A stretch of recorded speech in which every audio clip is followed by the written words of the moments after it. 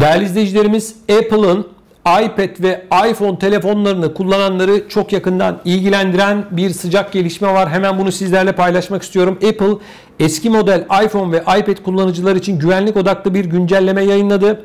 Apple iOS 12.5.4 güncellemesi için yapılması tavsiye edilir uyarısında bulundu. Şirket eski model cihazları kapsayan güncellemenin acilen yapılmasını da bir not olarak düştü.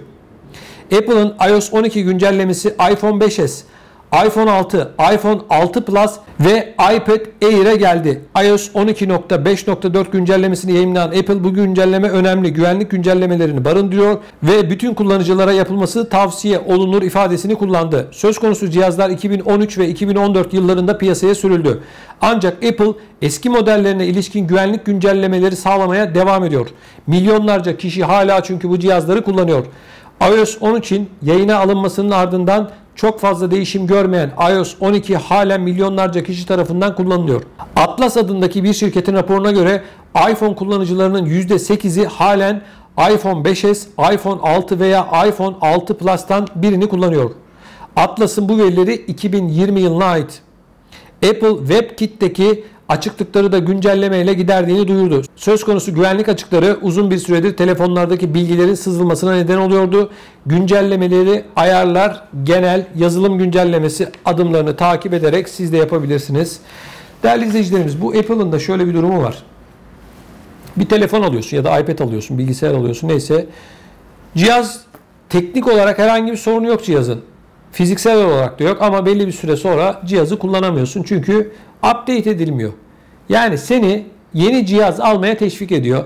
Bunun da mutlak surette önüne geçilmesi gerekiyor. Tüketici mahkemelerinin, tüm dünyadan bahsediyorum, böyle bir uygulamaya onay vermemesi gerekiyor. Kardeşim, bu telefon yeni mi? Yeni. Bu telefonun herhangi bir vuruğu yok, kırığı yok, çatlağı yok, patlağı yok. Sen hizmet vermeyi niye kesiyorsun? Yenilemiyorsun. Güncelleme yapamıyorsun. Program yükleyemiyorsun.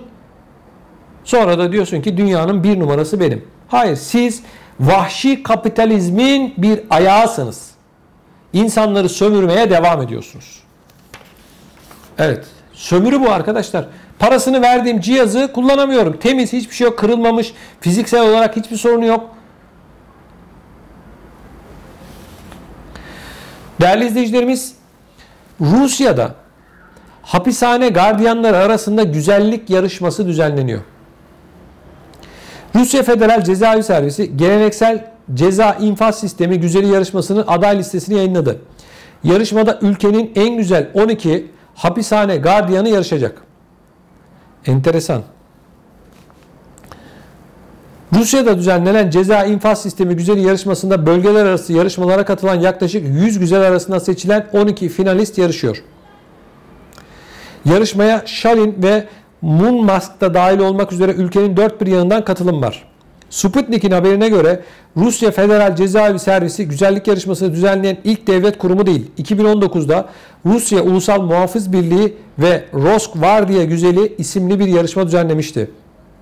Yarışmada Sverdlovsk bölgesinden polis memuru Anna birinci olmuştu. Instagram'da popülerlik kazanan Anna daha sonra görevden atılmıştı. Kendisi bunun sebebini hemcinslerinin kıskançlığı olduğunu belirtmişti, ancak yetkililer kurum içinde video paylaşarak güvenliği ihlal ettiğini kaydetmişti.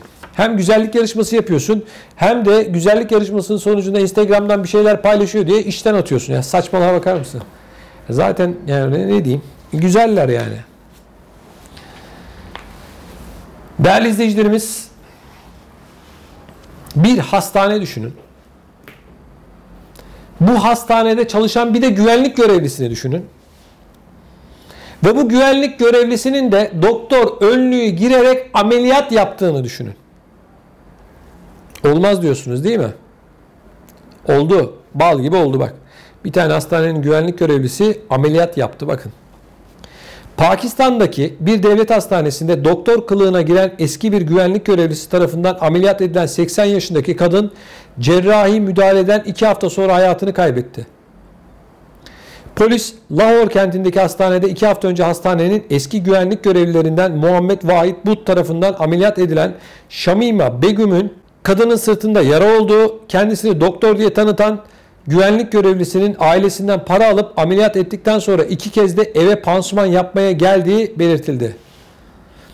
Polis açıklamasına göre Begüm'ün ailesi kanaması artıp durumu ağırlaşınca onu tekrar hastaneye götürdü ve olup biteni anlattı. Kesin ölüm nedeninin anlaşılması için otopsi yapılacak. Ya ne otopsisi kardeşim, ölmüş işte. Lahore polis sözcüsü Ali Saftar ise bu geçmişte doktor olduğunu söyleyip evlerdeki hastalara gitmiş, gözaltına alındı diyor. Güvenlikçinin doktorluğa soyundu. Mayo Hastanesi'nin yönetiminden adını vermek istemeyen bir kişi ise gözümüz her an her doktorun üzerinde olamaz. Burası çok büyük bir hastane diyor. Pakistan'daki devlet hastaneleri çoğunlukla talebe yetişemiyor. Aşırı kalabalık oldukları için yetersiz kalıyor. Bu ay başında yine Lahore'daki bir hastanede doktormuş gibi davranan bir adam cerrahi bölümündeki hastalardan para alırken yakalanıp tutuklanmıştı. Arkadaşlar enteresan ya. Hangi kafaları yaşıyorsunuz yani? Güvenlikçi herhalde doktorlara özendi. Giydi önlüğü, dedi ben dedi ameliyat yapayım. Onu da bırak. Nerede yaptı bunu? Ameliyathanede hemşire yok muydu? Bu ameliyatın iznini nasıl ve kim verdi? Herhalde para için biz doktoruz diyorlar, ameliyat ederiz diyorlar. Herhalde bir doktorun işte yanında durdu bir şeyler yaptı. Bu öğrendi bir şeyleri. Düşünsenize değerli izleyicilerimiz, bir ameliyathane var. Bu ameliyathane hangi doktorun girdiğini bilmiyor musunuz? Hemşireler bilmiyor mu bunun kim olduğunu? Bir de ne ameliyatı yapıyorsun? Hangi teşhisi koydun? Belinde yaralar var deniliyor. Belinde bir sorun mu vardı? Ne oldu? Vallahi ne diyeyim? Daha neler duyacağız? Ben hayatımda böyle bir şey görmedim ve duymadım. İlk kez duyuyorum. Yani güvenlik görevlisi operasyon yapıyor. Cerrahi müdahalede bulunuyor. Hani ilaç yazanı gördüm. Muayene edeni gördüm de ameliyat yapanı hiç görmedim. Saygıdeğer izleyicilerimiz, Amerika Birleşik Devletleri'nde akıllara durgunluk veren bir olay meydana geldi. Amerika Birleşik Devletleri'nin Kaliforniya eyaletine bağlı Los Angeles kentinde yer alan Uluslararası Havalimanı ilginç bir olaya sahne oldu.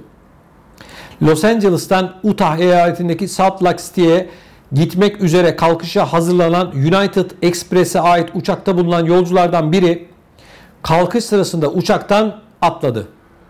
Federal Havacılık İdaresi'nin olaya ilişkin yapmış olduğu açıklamada uçakta nedeni bilinmeyen bir tartışma çıkmasının ardından yerel saatle 19:10 sıralarında şahsın uçağın kapısını açtığı ve acil durum kaydırağını etkinleştirdiği belirtildi.